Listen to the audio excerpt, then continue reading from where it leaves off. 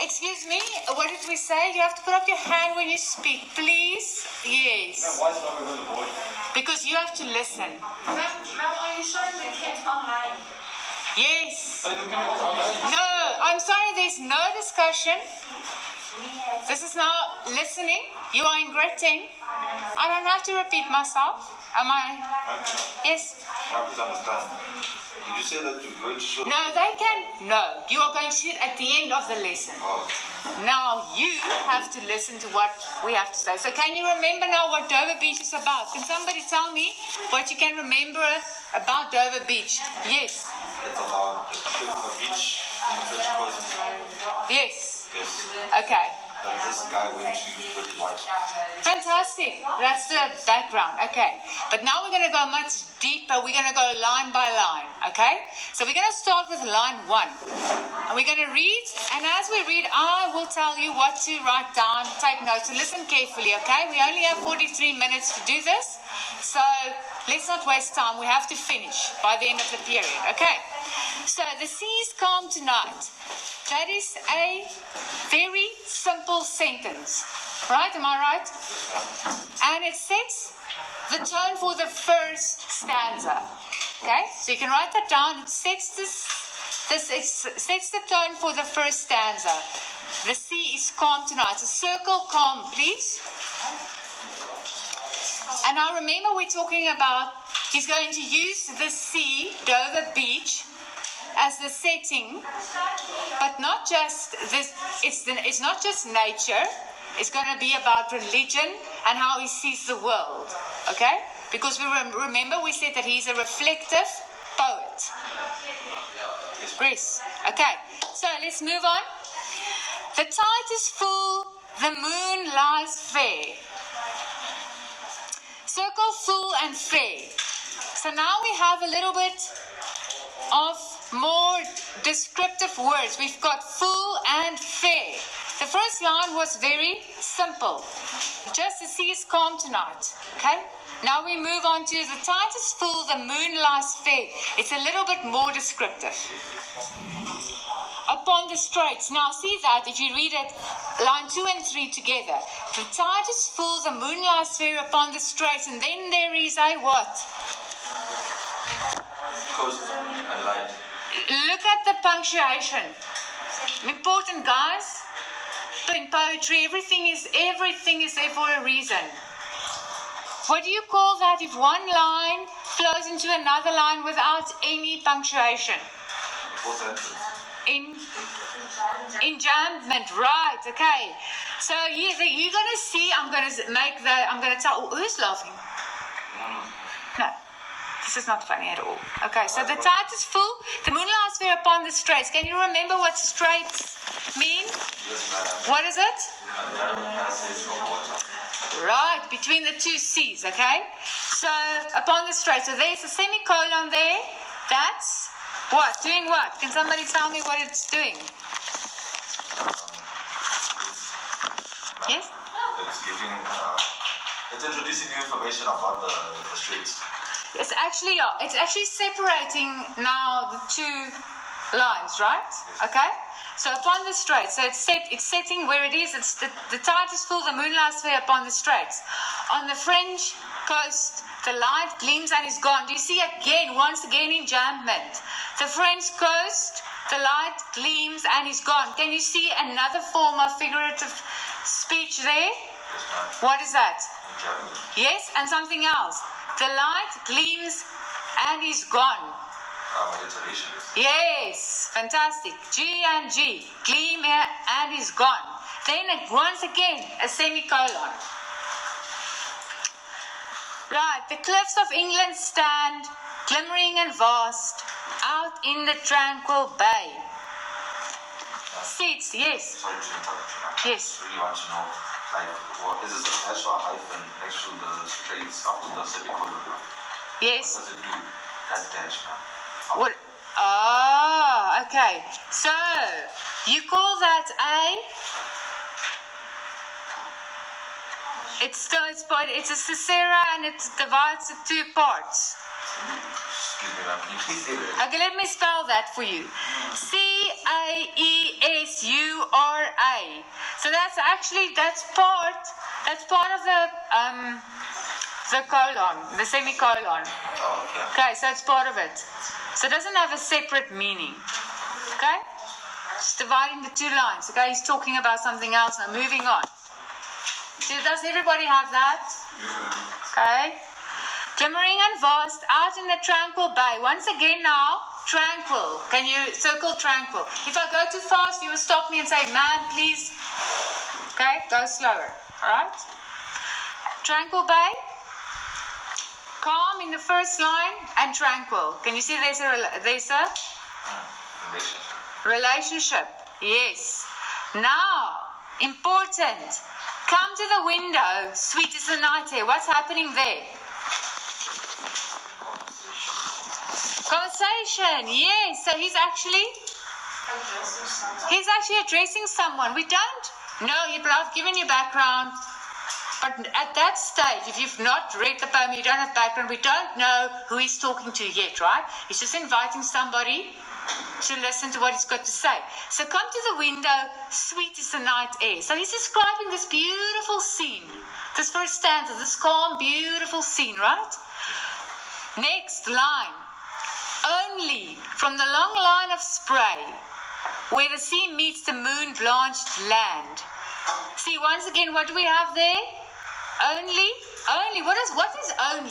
Circle only. Underline only. Tell me, what does that mean? That there's no more options. Okay, but it's got a specific meaning. There's a turning point there now. But he's been setting us up now. He's been with this enchantment now that he's been using. He's now creating an expectation of something that's coming. Okay? So that only means but. He just used only instead of, it could have been but. Okay? Usually when you see the word but, you know, okay, something's coming. Something different's happening. Okay, so only from the long line of spray. What is the long line of spray? What does that refer to? Yes. Refer to how the water is coming down, like in the photos from the top of the mountain. Yes, it's the edge of the water. So it's describing the edge of the water. Okay, that's what he's describing, the long line of spray. So now if you remember, if you can think of waves, now he's sitting there, he's looking at the sea. What do you see when you see waves, what's at the top? It's that spray, right? Yes, so that's what he's describing. Where the sea meets the moon-blanched land. What would blanched be? What does blanched mean? Slit, yes, so, but also? What? White.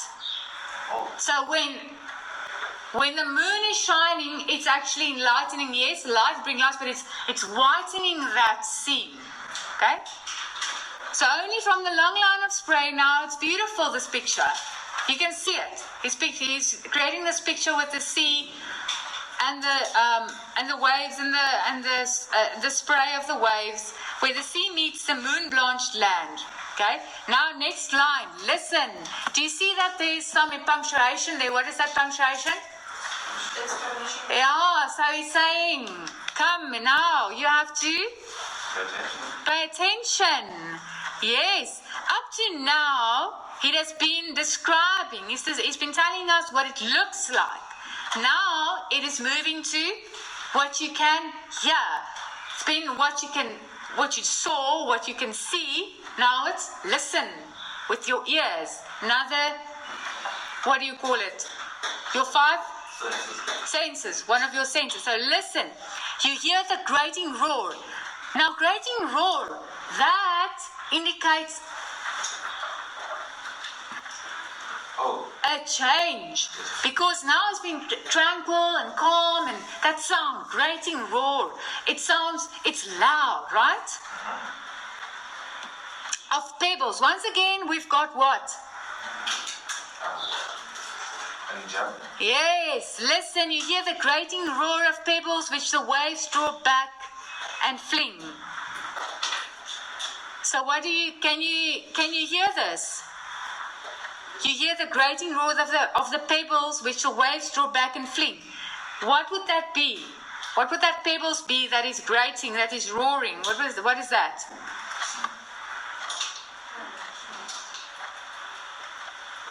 personification. No. Okay? But I want you to, it's more about it's the harshness of the word grating that I want you to focus on. It's a little surprising here. It's no longer relaxing. It's now creating a little bit of tension. Oh, the change in atmosphere. Yes, that grating sound. The atmosphere of the poem is changing. That's what's happening now, okay? So remember, you must write that down. It's important. The atmosphere of the poem is changing. Of pebbles which the waves throw back and fling. At their return up the high strand. What is a strand? Ship. It's another word for beach. Okay? We're at the seaside now with Dover. It's the beach. So another word for strand is beach. Okay, so begin and cease and then again begin. Now, what do you think? What does that sound like? Begin and cease and then again begin. With tremulous cadence, slow, and bring the eternal note of sadness in. So there's rhythm. Can you hear the rhythm? Begin and cease and then again begin. There's rhythm. With tremulous cadence. What does tremulous mean, guys? Circle that word tremulous for me.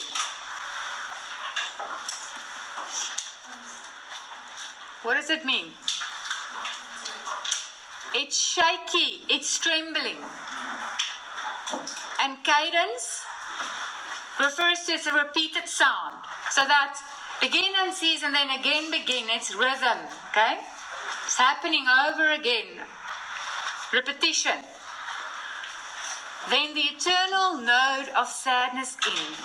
So let's read that 3 lines together. Begin and cease and then again begins with tremulous cadence, slow, and bring the eternal note of sadness in. Circle note. Note is important. What does note refer to?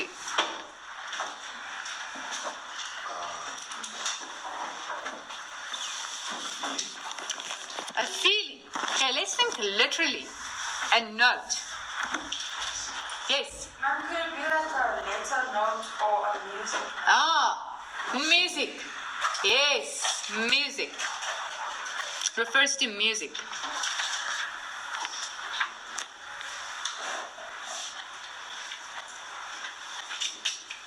So now,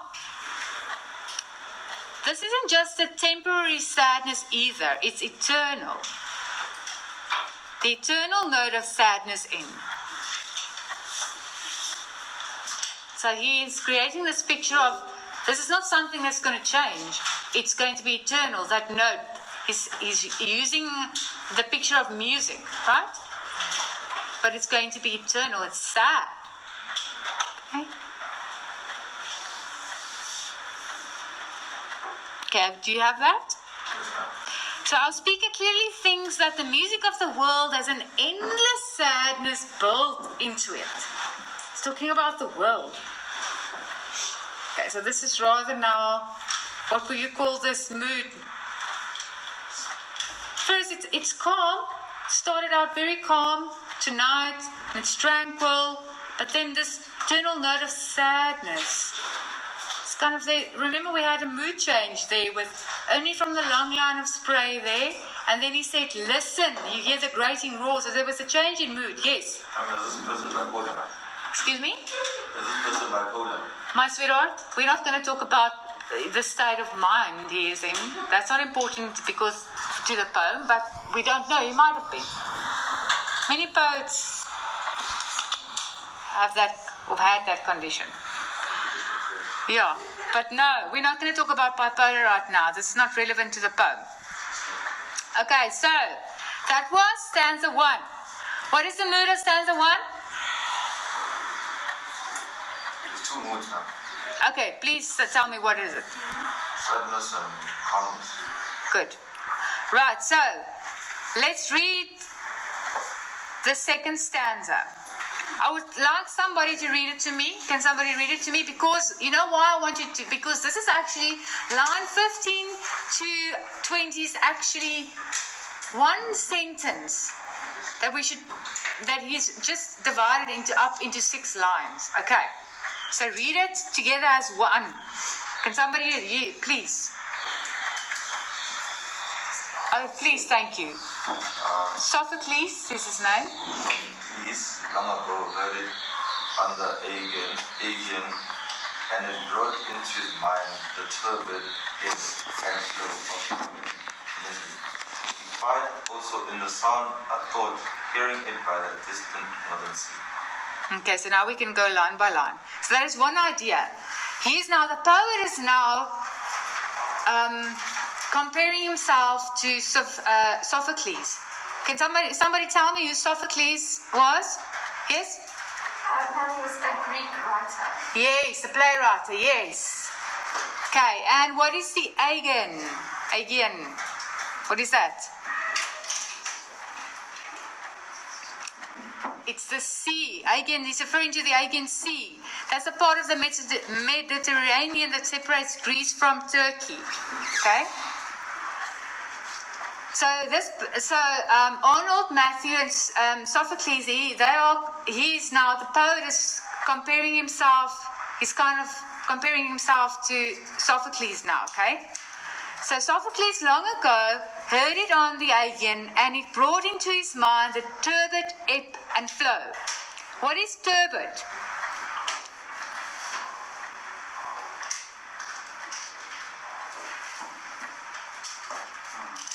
Hello? Somebody? Yes, at the back? Cloud, yes, it's cloudy. And it often refers to water, and in this case, human misery. Okay? The ebb and flow. What is ebb and flow?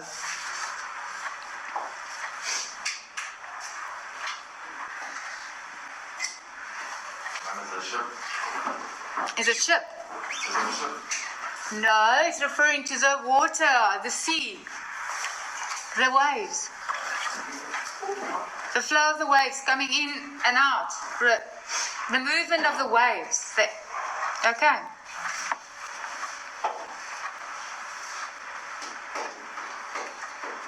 So now, I've now said that Matthew Arnold now is comparing himself to Sophocles, and also the connection is by the act of listening to the sea and thinking about humanity, because the playwright Sophocles also did that. Okay, so that's why we've got that stanza too. Okay, that's how it works. That's how it's fit into the poem. Okay.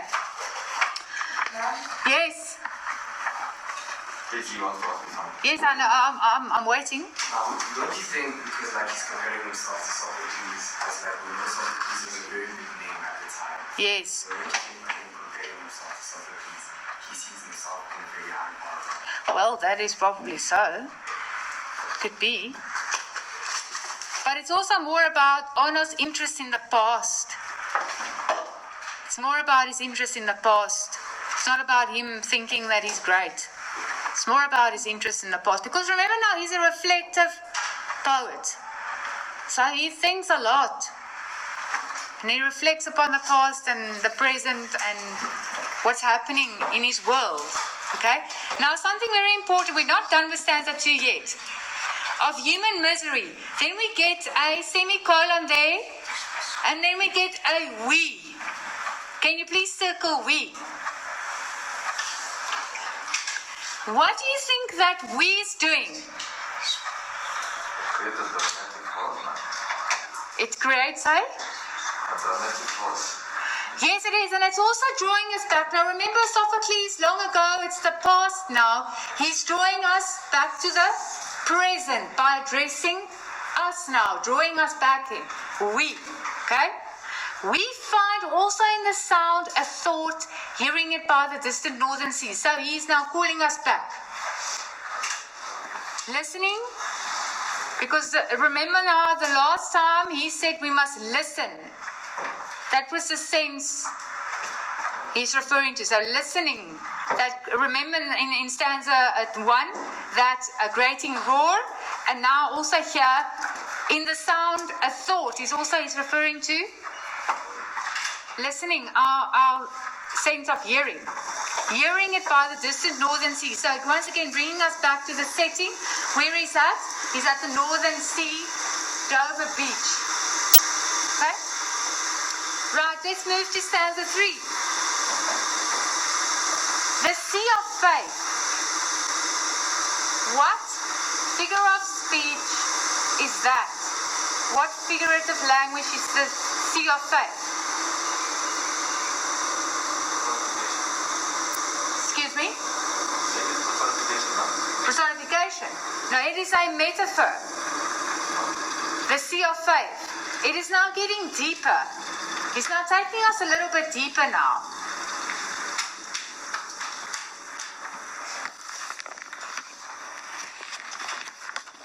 He's now referring to his faith. The sea of faith was once too. See, now remember what I told you. You must look out for the enjambment. There's a lot of enjambment throughout this poem. Once again, do you see? The sea of faith was once too at the full and round earth's shore. See the enjambment there? You read. You don't only read the sea of faith. You see, if you see this, you see the sea of faith. But you think, what about the sea of faith? You want to know what's happening next? Was once what? Two at the full and round earth's shore. What does that mean? Suddenly the sea grows from being just a thing to look at or to listen to a full-blown metaphor. Remember now the sea, so he described the sea as the sea was, like the scene that he saw before him. Now it is a metaphor, the sea of faith. It's referring to religion. Okay? It's a metaphor for religion. Was once too at the full and round earth's shore. So it represents the ocean of religion, beliefs in the world, of our faith put together. Are you taking notes, guys? Good.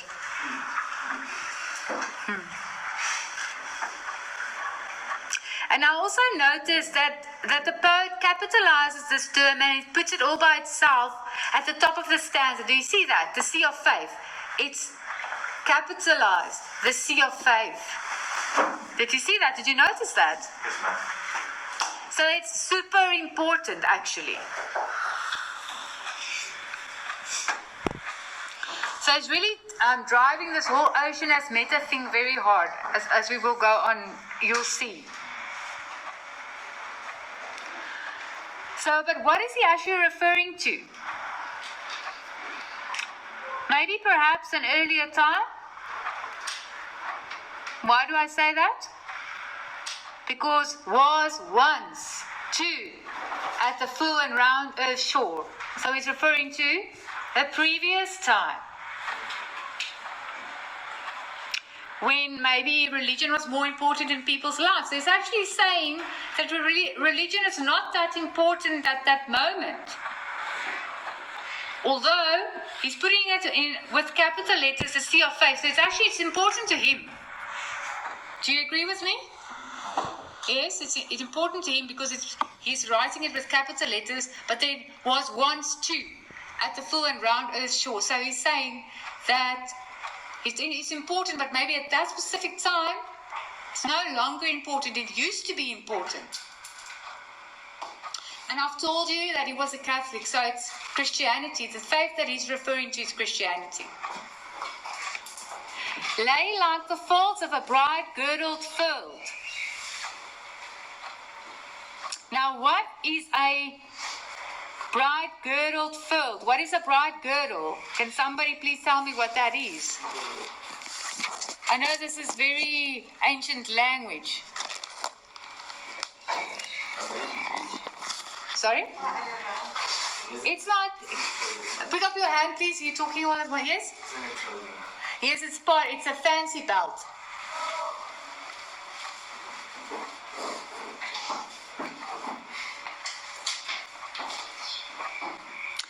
And here he just uses simile to compare his already metaphorical ocean to a beautiful belt. Did you see that?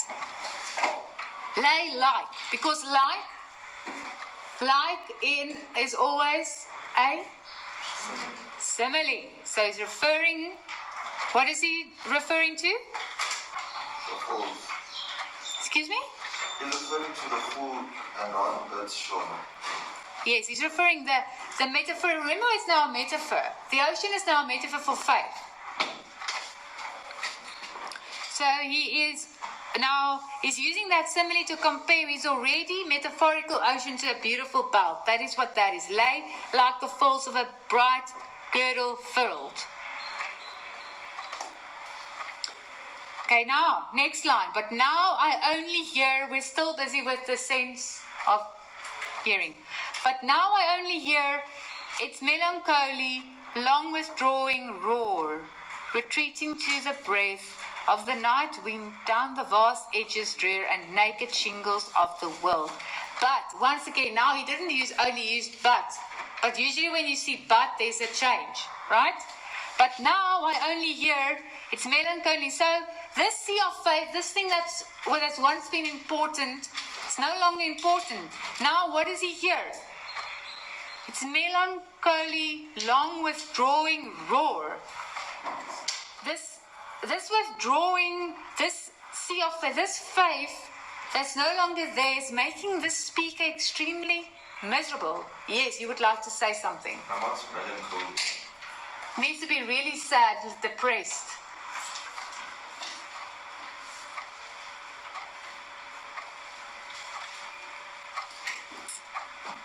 Miserable. Yeah, miserable, sad, depressed.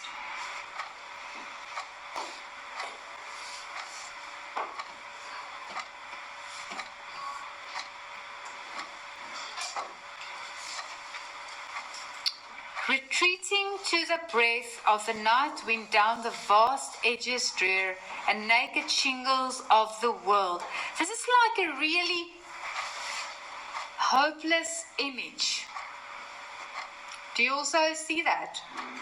Retreating to the breath of the night wind down the vast edges drear and the naked shingles of... What is shingles? Can somebody please tell me that? What is shingles?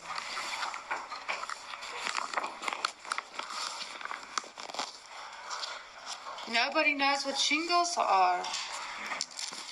It refers to those loose stones on the seashore.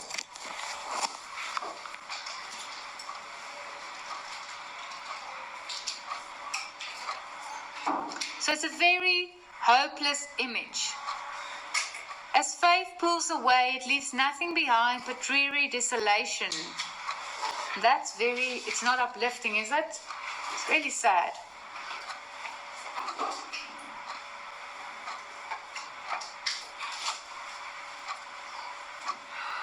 Okay, so now we're moving to stanza 4. That's the last stanza.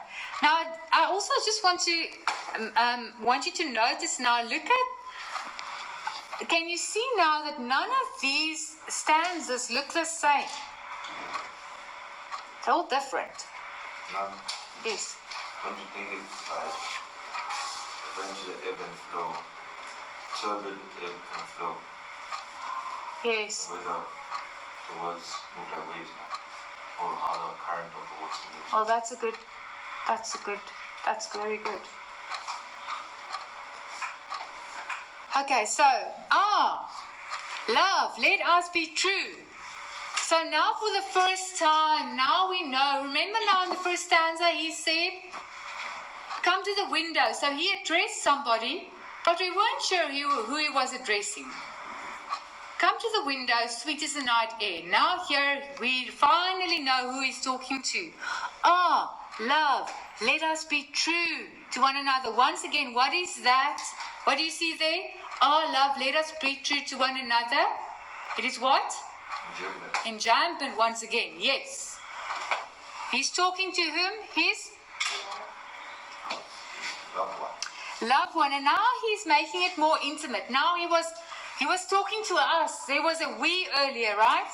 We find also in the sound of thought, hearing it by the distant northern sea. That was stanza 2. And then in stanza 3 still, wasn't personal. Now it's becoming personal and more intimate. Now he's speaking to somebody specific, somebody that he loves, that is dear to him. Love, let us be true to one another. For the world, which seems to lie before us like a land of dreams, so various, so beautiful, so new, have really neither joy nor love nor light, nor certitude nor peace, nor help for pain. And we are here as on a darkening plane, swept with confused alarms of struggle and flight, where ignorant armies clash by night. So what is he talking about? What is that stanza about? What is he telling his lover? That nothing can stand between them. Nothing can come between them. Okay? So now remember now the background and everything that we've talked about, the sea of faith. What does the sea of faith it refer to? Religion. Religion now. Okay, so now remember that. It's all about, this is about religion and about the time that he lived in. And he's reflecting upon the change of the world. That things are no longer the way that they would have liked to be. It's actually, like I told you, it's very relevant to our lives today. Because isn't it like faith is no longer important? Something like that. In our country, faith, like Christianity, it's been taken out of schools. Yes, you are in a Christian school, but faith has been taken out. All over the world, it's no longer important. All religions are equal. But remember now, Christianity in that time, in the Victorian time, it was important, but now it was moving to the modern area where faith was removed now. People could do just what they wanted. The society was no longer ruled by the church, the faith, the Catholic Church, okay? So he was reflecting upon this, and he was feeling very sad about it. Okay, so now he's talking to his love. He said, to one another, for the world which seems to lie before us like a land of dreams. So yes, for the world which seems.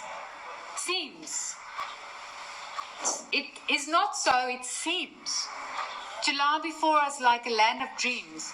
So various, so beautiful, so new.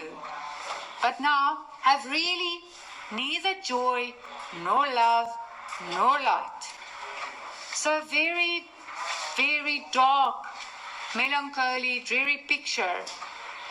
There's no joy, there's no love. But then he says to her, if we go back to the first line of stanza 4, let us be true to one another. So they must have love for one another. Even though the world around them does not have love, they can still have love for each other. They can still be true to love and their religion and their faith.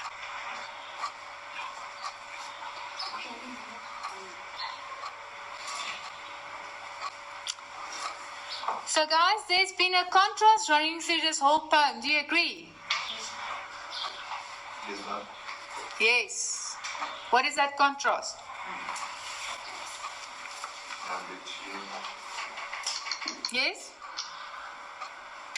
Are you waiting for me, man? I'm waiting for you because you spoke up, so I'm listening to you. I'm like between the people who are true to themselves and religion and how the world is changing around them in a seemingly negative way. Yes. And now he's trying to make sense of it.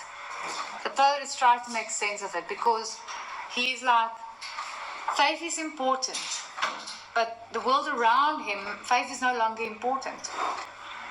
But when he looks to his lover, the person that's closest to him, he's like, okay, we can do this together. Even though the world around him is falling apart and religion is no longer important, we can do this together. Okay, now look at this last 3 lines. And we are here as on a darkening plane. Now this is ending really, really sad. This is not like a very, happiness type of moment now. And we are here as on a darkening plane, swept with confused alarms of struggle and flight. Can you see this picture? And we are here as on a darkening plane. Once again, a simile. This is like a crashing finish, guys. A crashing finish. And we are here as on a darkening plane, swept with confused alarms of struggle and flight. Get this picture of a battlefield. Okay? Swept with confused alarms. You know what a war looked like. Can you imagine the picture of a war? It's confusion. It's people that's running around crazy with guns, and it's not a pretty sight. So sweat with confused alarms of struggle and flight, where ignorant armies clash by night. So it's like he's coming crashing down with this image. Yes. Could this poem be written during the war? Could this have been written during the Victorian time? So just before the revolution. Remember now, he was 1822 to 1888. When was the revolution? Can you guys, those who've got history? Gagey. We'd love to hear from you. Woo! Sleeping, not with us. We are asking you to please inform us about some history surrounding the Victorian area and this poem setting, when it was written. Can you please inform us? You don't know anything about the Victorian era? You don't know that time, you've not done that in history. Okay, do you guys know anything about what happened in 1700 and 18? You know nothing. Oh, you're not studying that. You only studying what history do you study? Excuse me? You just I can't hear you.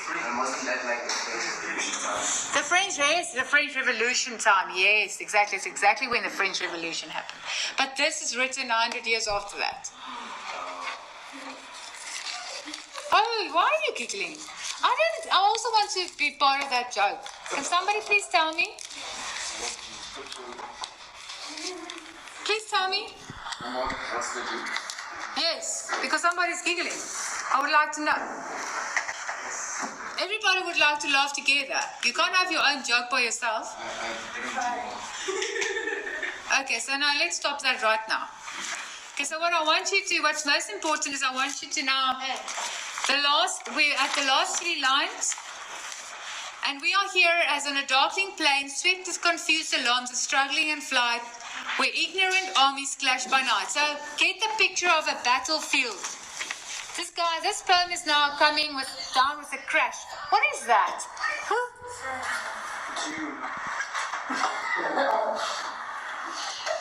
Can you repeat what I've just said?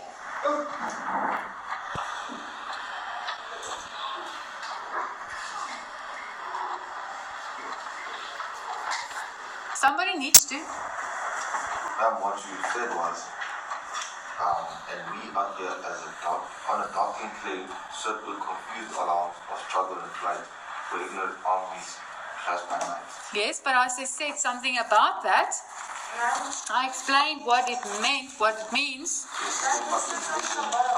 I said something about a battlefield. Guys, are you awake? Are you listening? Are you here? Yes, you have to envision it. Thank you. So this poet is bringing this whole poem to a finishing crash, not crash, guys, crash is S R, with a very famous simile. This is one for the ages, and we are here as on a darkening plane. Very important, very famous simile, and we are here as, because why is it a simile? Because of as. He begins the simile in this line, comparing the faithless ugliness of the world to being in a flat and lightless place. A darkening plane is a lightless place.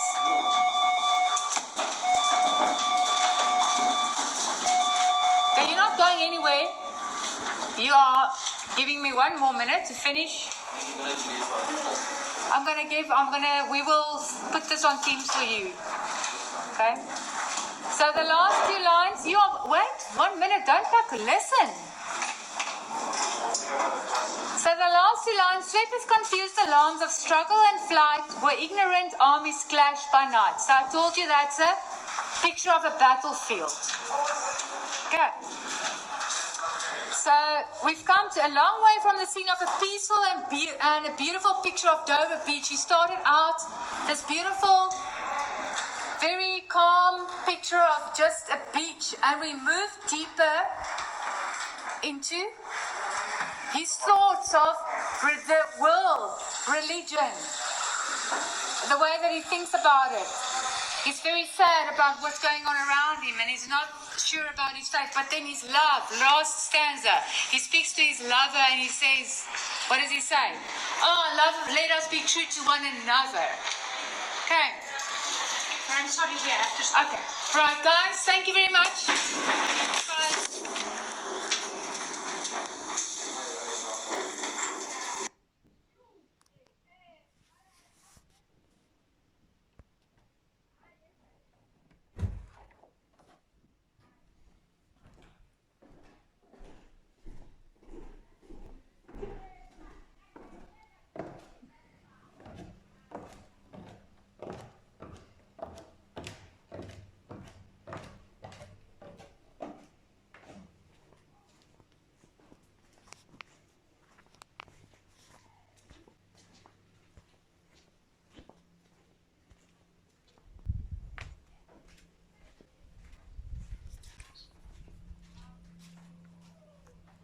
Acht 6 0 5 3 0.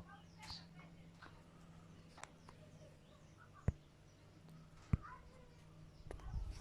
je klaar?